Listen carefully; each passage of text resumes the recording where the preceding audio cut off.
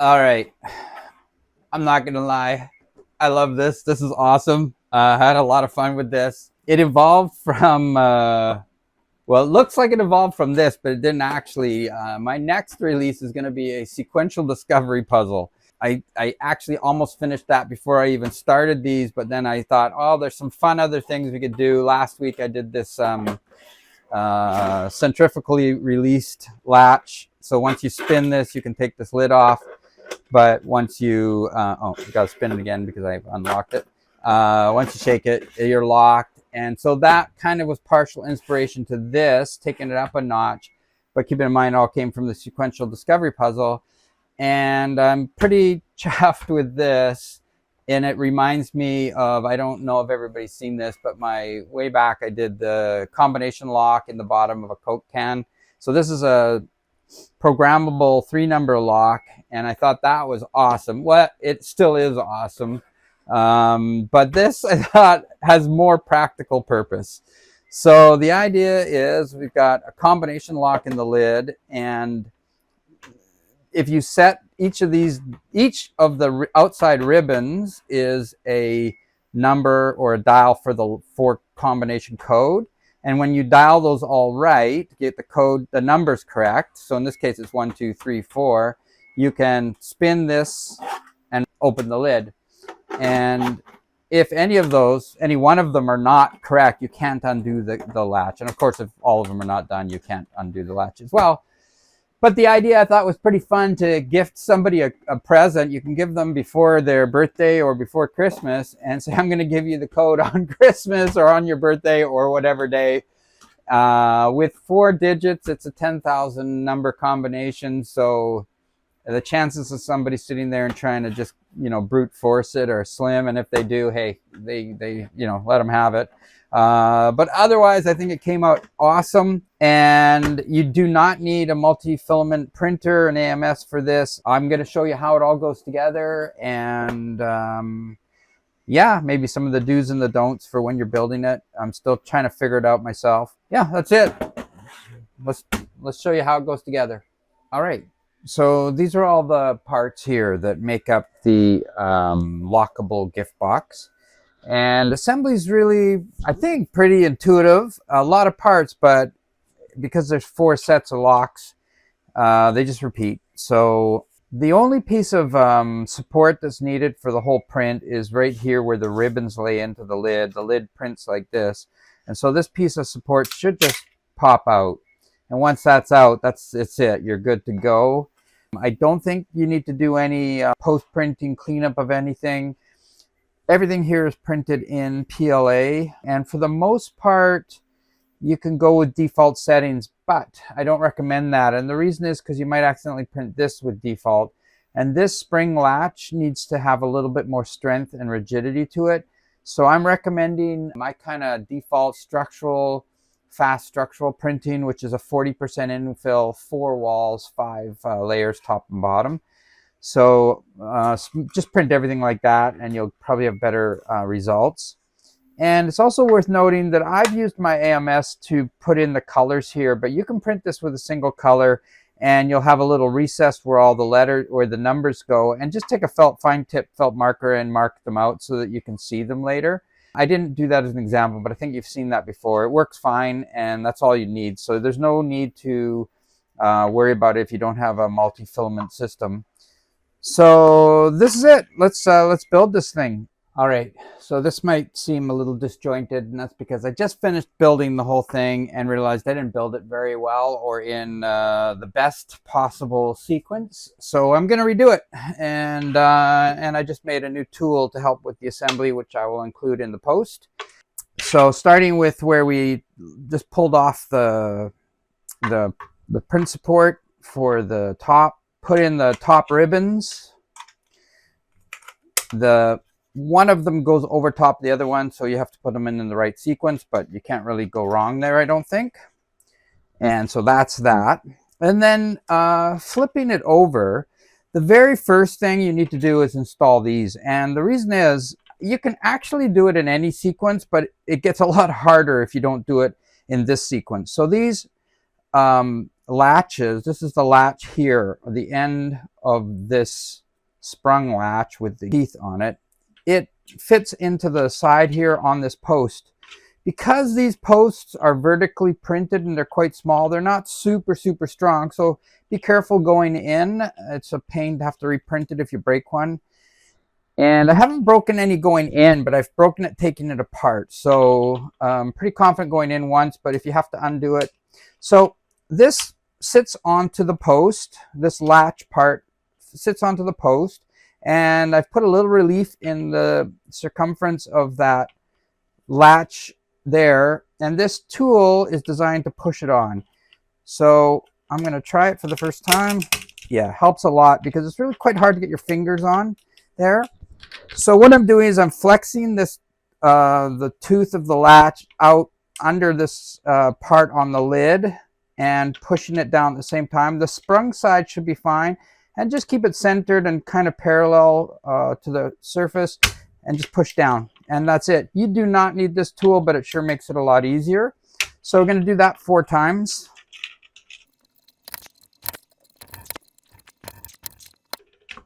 So once those springs are in, the next thing to do is the lock tumblers, I'm referring to them as. And they're 4 identical except for the crankshaft that connects the handle on the outside, the turn knob or handle, which is like a ribbon, to the indexing part. I call it the lock wheel on the inside the machine. So there's a hole in the top, a round hole in the top for allowing you to see the numbers on the outside. And you put in the letter part facing up to that. So in the case of A, it's really easy. You can see that. And then wherever you want to start your A, doesn't matter. Align the A with 0 so you know you're indexed around 0 there. And drop in these 4 are identical, the lock wheels. Drop one of them in so that this is where this tool comes into play. You can put your part onto there, and it's just holding the crankshaft on the other side. And press it on to snap it down. And that's it. Once this is in, now you've confirmed you've got your 0 aligned with 0. That's the first thing that happened. The second thing that just happened there, I'm going to grab a marker, is that on the lid, there is a little frame on each side of where that lock wheel went in. And on the end of the frame is a small sprung or compliant spring indexing tab. And it's doing 2 things. First of all, the frame itself is keeping this lock wheel kind of centered along with the center crankshaft. But when I spin this, those are flexing out and then they're snapping back in to create a detent effect and preventing you from reversing the wheel. So I did that because I didn't want people, or make it more difficult for people to feel the tumblers, as they say in lock picking. Don't feel the tumblers as easily. So you can only go one direction. And when you first put this lock wheel in, as I just did, it breaks free the part of that is floating, because it's half of this is just a floating part. And so when it's printed, it fuses a bit. But when you drop the lock wheel in, it snaps in and gives you a a good fit and that one-way action and a detent. The detent is important because when you put it on a number, you have to make sure that it's aligned. If it sits halfway between, you're never going to find your code. So that's your lock wheel in. And then when you want to set your combination, you just stick in one of these, I call them a coding wheel, and I'm going to set this to 1 and go with 1, 2, 3, 4 for my code.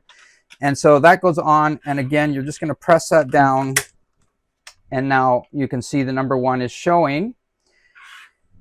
This part is removable, so you can pick it up and move it to another position. But I will say removing it takes a little bit of work, and I'll just show you how I've been doing it so that you can see. If you take 2 flat blades and stick them under it and pry it up from both sides, you'll get it to pop off.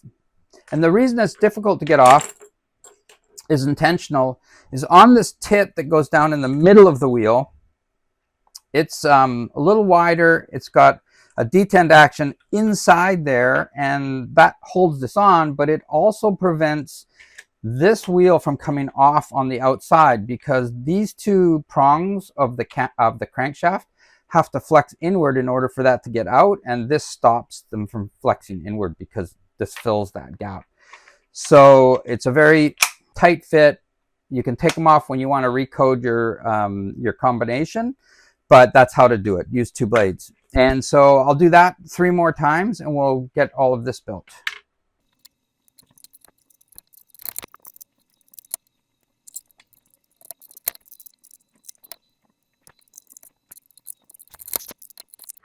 So there I've got it coated with all 4 of the code wheels in. 1, 2, 3, 4 is the combination. And now we need the center sprocket. The reason you need to do this one last is probably obvious, but it allows you to make sure that they're all on the same tooth once you put this in. So goes in the same way, but this is where this tool becomes more paramount because this is so deep, it's hard to get your fingers into.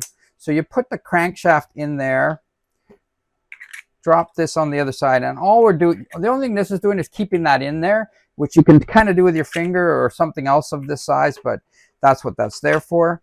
And then when you drop this in, you need to make sure that they're all equally balanced around, and then just snap it down.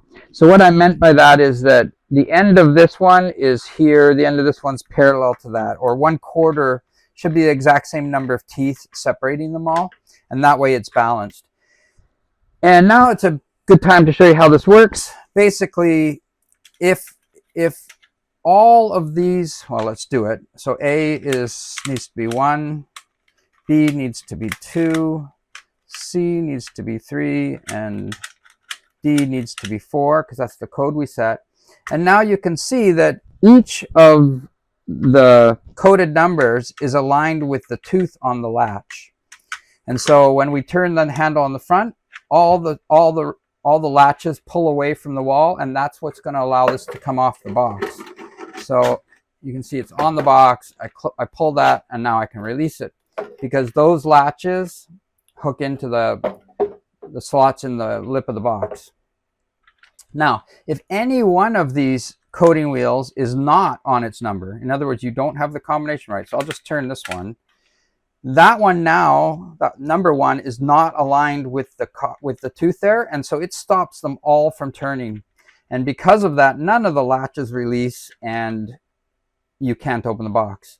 Similarly, if you have 3 of them, basically I'm trying to say any number of them not aligned, you can't move the latch. So unless all 4 codes are entered correctly, this box isn't opening.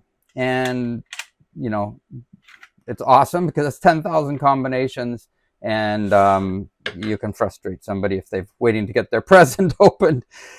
This little grid goes on top, and it's doing a couple of things. One, it's got a tit on there that's going into the middle cog, so it's preventing that one from coming out. So you can just press this in. It's just a press fit. And in addition to that, and kind of helping to contain everything, it's making sure that whatever present or gift you put inside this box doesn't end up blocking the lock, because if anything goes up into the lock and jams it, of course you won't be able to get this open. So it's a good time to point out you don't want to put anything loose inside the box that's small enough to fit up inside this grid. Then you're safe. So what I'm going to do is put the combination back to 1, 2, 3, 4. 4, and then I can pull back the latches and close the box. The last piece of the puzzle is the side ribbons. I'm not sure I designed these side ribbons the best, because once they go on, they're on permanently. Well, yeah, they're on permanently, and that's because of this little barb here. It goes into the slot. So these allow it to move a little bit, and then once you get it fully in, this barb catches. So you slide the hook into the bottom, drop it down until the 2 pieces there are on, and now that can't really go forward because it has to flex this section. And so you just take something with a bit of mass, like a wrench or something, and just hold down right here and then hit it, and that's now locked in. The truth is, I did this because next release is going to be a sequential discovery puzzle. And for the sequential discovery puzzle, I didn't want anything to be loose that wasn't meant to be removed. And so these lock down probably a little bit more substantially than they needed to. But anyways, they're there, and you just bang them all in and you're done. But the important thing is make sure you're happy with your color choice before you do this, because they're quite difficult to remove. And with that said, I have removed some because I wanted to switch them.